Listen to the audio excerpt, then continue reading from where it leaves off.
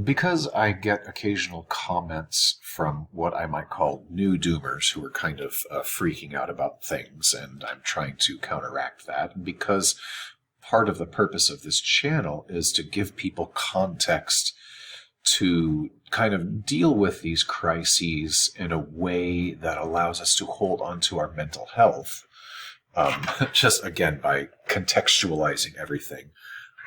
As a long-time doomer, I would like to kind of share what always works for me. I wouldn't say always, but ways I like to contextualize my own existence to just to give me some perspective, because I like to think about my own place in time and space, right? What is my place in the universe? What is my place in history, right? And one of the ways that I do that, maybe the first way that we do that is we think about, it's kind of a knee-jerk reaction to think about mortality, right? We think about mortality, we think about our own mortality, and it's a scary thing because, like any other living being, it's kind of biologically programmed to exist as long as possible, to make copies of ourselves through any kinds of reproduction.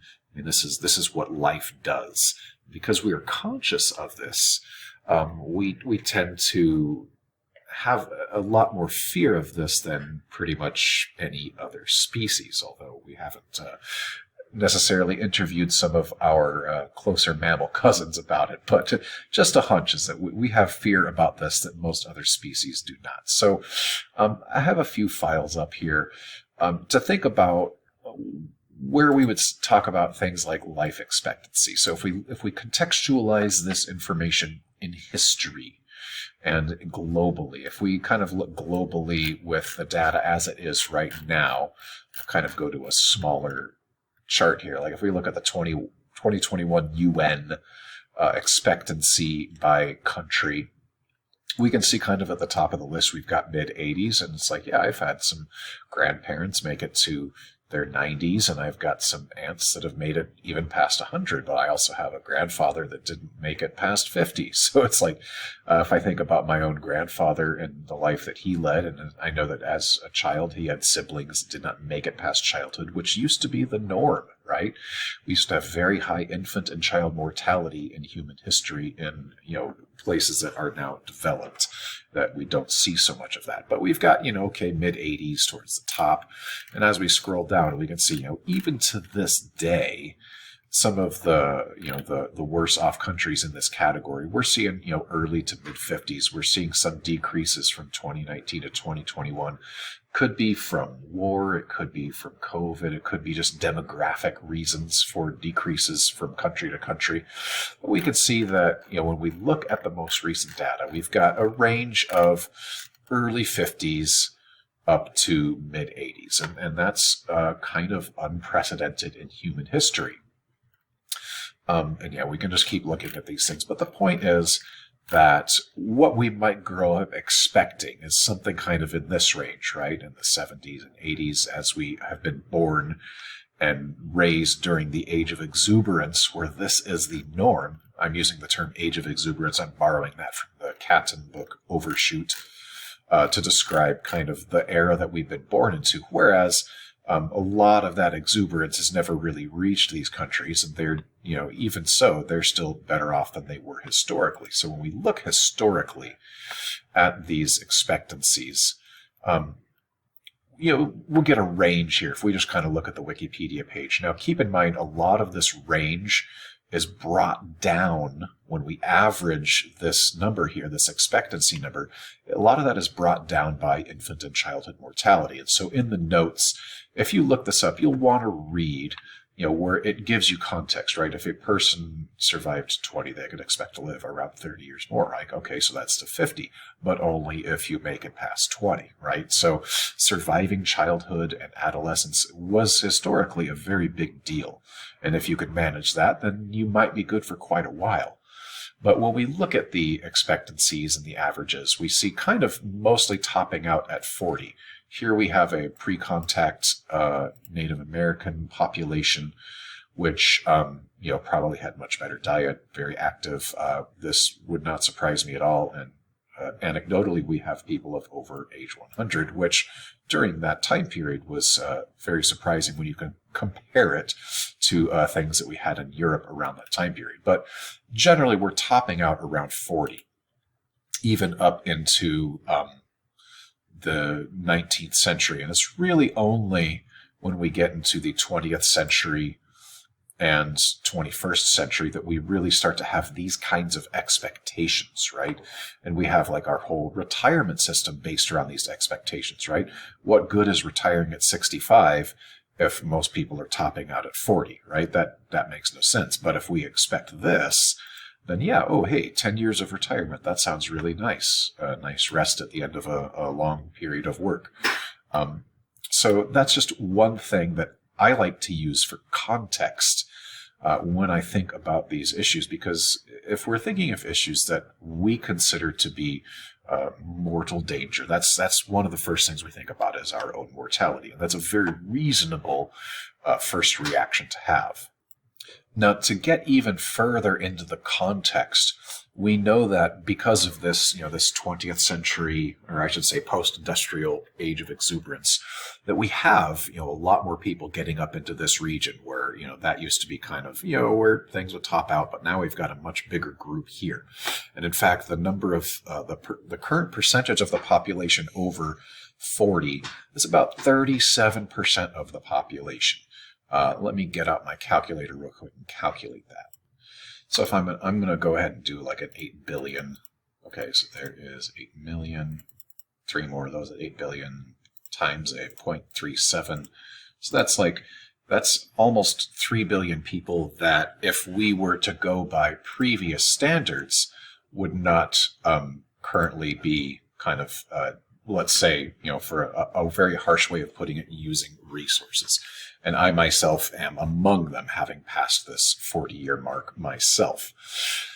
So if we were to subtract that from the current population, if that were still like the topping out point, if we were in some kind of dystopian sci-fi thing like Blade Runner-esque, where we put limits on these things, then imagine the lower pressure on the ecosystem that there would be as a result of that. And then here's some more context. We can see how this demographic pyramid has been changing over the years and where it's projected to go. Whereas we had, in 1950 down here, we had, lots of younger people and much, much fewer older people. But now we can see that the older age is kind of ballooning out, and we can expect that to continue happening based on these current projections, which I don't think will be accurate. But again, that's really impossible to tell at this point. Depends on how pessimistic you're going to be. But if we consider that and, again, contextualize it for modern times, because people say, okay, it's not just the population numbers that are putting strain on the planet, it's also overconsumption. And there's definitely truth to that. There's truth to both. And when you start to look demographically at the countries with the greatest population of young people compared to old people, we see that the countries with the highest levels of consumption tend to be the ones with the higher populations of older people, and the countries with least consumption per capita are the countries with higher populations of young people. We could kind of just classify this as developed versus developing. And in terms of, as the function of a biological organism, the function of humans as biological entities in human history, and the ways that we have evolved in the sense that being able to live longer and to function as grandparents helps ensure survival of those younger generations. And so as we get greater populations here, we also get greater populations down here, at least up until recent times, where the more involved we can have parents and grandparents, the better off the children are going to be. And it's kind of up until recently where we almost are starting to see, at least anecdotally, some pushback against that. You hear a lot about friction between boomers and millennials, where boomers are hoarding their assets and their things that might help millennials and their children survive a little bit easier. And so instead the boomers are like, no, forget that. I just want to buy an RV and drive it to Arizona instead of leave money to you. You're on your own, kid, even though that might help those younger generations have a higher quality of life, better rates of survival and things like that. So the pyramid is kind of showing some of these trends, right? But if we consider where the overconsumption is happening and where the underconsumption is happening, we can really understand that having a ballooning population of people over a certain age is super anomalous at this period in history, right? It's never happened before until, what we call the post-industrial age of exuberance. In fact, it wasn't even really happening up until like the 1950s and later. Because the earlier part of the 20th century, we had world wars and all this stuff. We had a lot of things that were kind of keeping populations of elders down. So now we have more elders than ever, and they are, they tend to be consuming per capita more than younger generations. And again, we can kind of classify that in developed versus developing countries, where the developed countries are the ones with more people up top on the pyramid, and developing tend to have way more people down here on the bottom. So there's definitely a disconnect right now. But when we look at ourselves and our own mortality in these contexts, we can say that, I know that I myself as a person in his 20s was thinking, man, if I could make it to like that 35 mark that traditionally was pretty good, I will feel lucky. And when I got to 35, I did feel lucky. Now I'm into my 40s, and I'm thinking, man, if I make it to 50, I will feel lucky.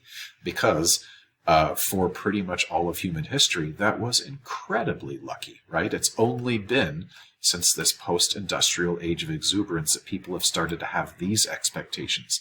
Not only these expectations, but these expectations in conjunction with things like retirement funds and being able to RV yourself down to Arizona and Florida anytime it gets cold, or, of course it's going to be different depending on where you live, but that's just an example that I hear a lot of people talking about lately, where, a lot of people in my parents' generation are wanting to buy RVs and do exactly that.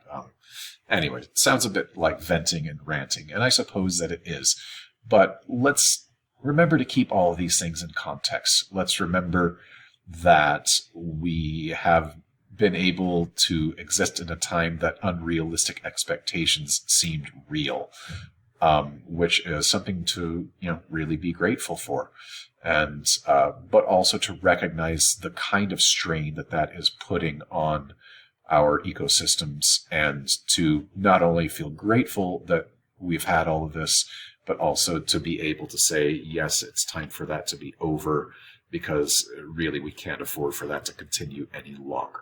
So again, hopefully this contextualization helps relieve, I'm not sure if that's even a word, relieve.